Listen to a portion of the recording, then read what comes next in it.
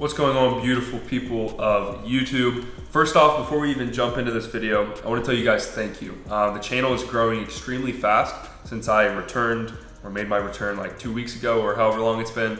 I think we're at like 650 subs, and honestly by the end of this month we might hit 1,000 at the rate we're growing. So I just want to say thank you guys so much for the likes, the subscribes, watching the videos, and all the messages I've been getting. I really appreciate it. But in nature of all of the love and support we've gotten, I wanted to give you guys an extremely valuable video today, okay? So today we're gonna be talking about 3 things that will 100% help you close more deals no matter what you sell, whether it's B2B, agency offers, you are a closer, you're a high ticket closer, doesn't matter. 3 things that will help you close more offers immediately from today as soon as you watch this video. So let's jump right in. So first things first, before you guys get tactics and information and tips, whatever, we need to sort of clear the room of what are we doing when we're on a sales call. The purpose of a sales call is simply to take your trust and confidence and belief in your product and transfer that over to a prospect, okay? People are on calls to solve problems. If someone books a call with you or your company, they have a problem, you more than likely have a solution. So you simply need to transfer your certainty and your trust to the buyer, okay? So that's the first thing. The second thing is people buy things from people that they like, know, and trust. Again, trust is a big thing within sales, especially the way we sell, and I'll teach you guys to sell, which is what we call consultative selling, okay? No Wolf of Wall Street sales. I'm not fucking leaving! No Grant Cardone sales. Extremely consultative. We basically let people sell themselves, and it's amazing to watch. And once you learn how to do it, you'll feel like a ninja, okay? So the first tactic or tip or whatever you want to call it that I want to give you guys is the doctor frame, okay? So what is the doctor frame? The doctor frame is how I like to teach people consultative sales. So let's give a situation. You go to the doctor's office, right? You walk in, let's say you have some like stomach issues or you have some pain, abdominal pain, whatever that's called. You go into the doctor, what happens? The nurse takes your vitals, they weigh you, they get your height, whatever nurses do, right? I haven't been to the doctor in forever. Then the doctor will come into the office or the actual room that you're in, and he will start asking you questions. He doesn't come in and say, hey, you need to buy this. We have the best this, we have a sale on this right now. These shots have these features and they do this and XYZ. No. You walk into the office, what does he do? He sits down, he shakes your hand, asks how you're doing, how you're feeling, what's going on, and then he starts to diagnose your problems. We, as closers, are the exact same way. We diagnose problems, and we offer solutions if we have the right solution for the prospect or the person in pain, okay? So the doctor is going to go through a series of questions to diagnose exactly what's going on, why you're in pain, are you in pain, what's causing your pain, how to fix it, and risks and whatever associated with that, okay? So the point of me telling you guys this doctor frame is I want you to think, every time you're on a sales call, I want you to think of yourself as a doctor and your prospect as a patient. Whether you're trying to sell Facebook ads to somebody, or a course, or coaching, or an investment, or a business opportunity, it doesn't matter. You need to properly diagnose their situation, their pain, their problems, their wants, their desires, all of those things that come into closing a deal. So the second thing that I want to tell you guys is to sell by asking, not by telling, okay? So we just had a live call on Sunday in the Closer Cartel community where I actually talked about this for like two and a half hours, okay? So one of the problems that some of our guys are having is they're talking too much. Basically is the easiest way to explain it. They're making an offer, they're telling the prospect the price, and then they're talking over themselves on features. It does this, it has this, you should get it for this reason, XYZ, okay?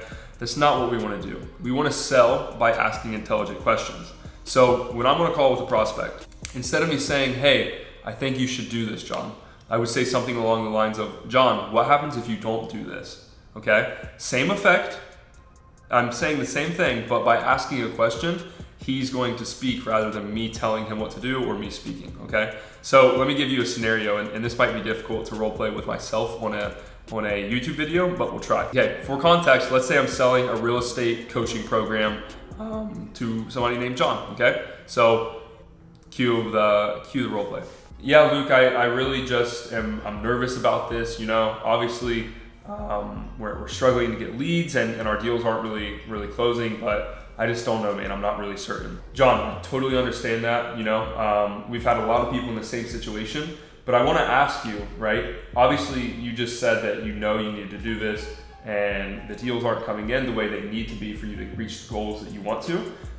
So, John, can I ask you, what do you think is going to happen if you don't fix this lead problem and you just continue doing what you're doing? Well, I don't know. Things probably just won't get any better. I probably won't close any more deals, and the business will just keep kind of dying like the way it is right now. Exactly, John. I'm with you 100%. So with that being said, are you ready to move forward, and do you think this is the right thing to do for you? You know what? Let's do it. Okay, so I've never tried this before, so this might look really funny, but this exchange between me and me is very realistic. Those are real situations I've been in before. So that was selling by asking. Now I want you to listen to me sell by telling or by talking and see the difference. I don't know, Luke, obviously we are struggling to get deals, and I wish we had more leads coming in, but I don't know, but $10,000 is expensive. John, I'm telling you, you need to do this. You really need to do this. You don't have enough leads coming in. Honestly, what else are you going to do, right? This is the best program. We have coaching calls, we have a course, we have live calls with some of our actual students to help you. I really think you need to do this. I don't know, man. It just doesn't seem like a good fit for me. Okay, so the cheesiness aside, that is another real situation. This is what rookies do. They sell by telling, they sell by talking. A closer and somebody who knows how to sell will sell by asking. I want the prospect to sell themselves. I don't want to convince the prospect of something or try to convince them of a different belief than they currently hold, right? I want them to arrive to that conclusion or to that destination in their head all on their own by me guiding them, okay? Another way to think of this, if we like frames, like the doctor frame, is think of yourself as the closer and your words as a maze. Your words and what you say are literally the walls of a maze. You're not grabbing the prospect and dragging them through the maze to the end, right? You're guiding them with walls to where they only can go a certain way, but in their mind, they feel like they're under their own control and they're going the way that they want to, okay? That's a really good analogy for the difference between these two of asking versus telling, okay? So number 2 of the 3 things that are gonna help you guys close more deals immediately is stop selling and start asking, okay? So keep that in mind. So number 3, and this kind of bounces off of number 2 as well, is let your prospects talk, okay? One of the biggest problems that I see with rookie closers especially is they'll get on and a prospect will start opening up and telling them all their problems, and then they'll interrupt them, or they'll go to the next thing, or they'll ask them a different question. Don't do that. Stop doing that. The point of us asking questions and digging during that doctor frame of you diagnosing the problem is to get the prospect to open up, tell you all of their dark secrets, all of their desires, all their problems, and all their fears, okay? The more of that information that you have, the more ammunition that you then have to close a deal with. But if you don't let the prospect talk, there's no point of you even being on the call, okay? So let your prospects talk, particularly after you make an offer, okay? So this is one of the biggest sort of like sales tips and oldest sayings around is the first person to speak after making an offer loses, okay? And that is entirely true. I've seen people make offers like, cool, John, so the investment for this will be $10,000. And then they start talking. And then we do this, and then we do this, and it's $500 off if you do it right now, and then this. And then the prospect is like, yeah, it's not a good fit, it's too much, I don't know. Because they didn't have time to absorb the $10,000 investment that they're about to make. They didn't have time to analyze it, to think about it, and to calculate in their head if this is the right decision for them. The second part of that, of speaking before or after making an offer, is if you simply state your offer, yeah, John, the investment for this is going to be $10,000. And then you sit. No matter how awkward it is, you sit confidently, chest out, you're sitting comfortable. Yeah, it's $10,000. And you sit and wait. And what's going to happen is you will literally see wheels turning in your prospect's mind. It might be a minute of silence, but I've literally sat for what seemed like a minute before. I don't know if it was or not because it's just so awkward. And I've had prospects sit and think and look down, and then they look up and they say, you know what, let's do it. If I would have spoke after I made the offer, I would have lost the deal, okay? So that's number 3 of what I think is 3 of the biggest things that you guys could add immediately to your arsenal, to your playbook, to whatever you want to call it, when you're on sales calls. And I would add in a bonus as well, right? One of the biggest things that I found that people have no idea how to approach is objection handling from a very basic level, okay? So in this video, I'm not going to dive into super advanced objection handling that we teach in the community, but I will give you guys some high level stuff because it will help you, okay? Everybody that is on a sales call wants something, okay? They are there for a reason. They didn't book a call to not be sold, right? They have a problem and they need a solution, whether that's money, whether that's confidence-wise, whether it's fitness, whether it's logistical, all these different things and reasons people buy, there is a reason, okay? So if you get to the end of a call and you make an offer, unless your offer is just terrible, people are going to be hesitant. People are scared to do things. Think of it like this. If they had all of their problems solved and they had no fear and they took risks and they did things, they wouldn't even be on the call with you in the first place, right? So what I'm trying to say is when you get to the end of a call, you make an offer, prospects are going to 99% of the time have objections, which is basically anything that comes in between you and a close. So whether that's money or, oh, I don't have time, that's too much, I can't afford it, I have to speak with my wife or my partner. The way I want you guys to think of handling objections is kind of visualize it like this, okay? Let's say the camera, you guys right now are the prospect. You give me an objection. I'm going to absorb that objection. I'm going to agree. I'm going to confirm is what I like to call it with you. And then I'm going to turn it around and give it back to you. Okay, kind of visualize that in your head. So an example of this would look like this. So let's say you tell me, let's say you're a guy, right? And you are buying some sort of offer for 10 grand and you need to speak with your wife, you think, right? So you tell me, hey Luke, this is really cool, but is it cool if I speak with my wife? So watch, I'm gonna absorb, confirm, agree with them, return it around and give it back to them, okay? With a question.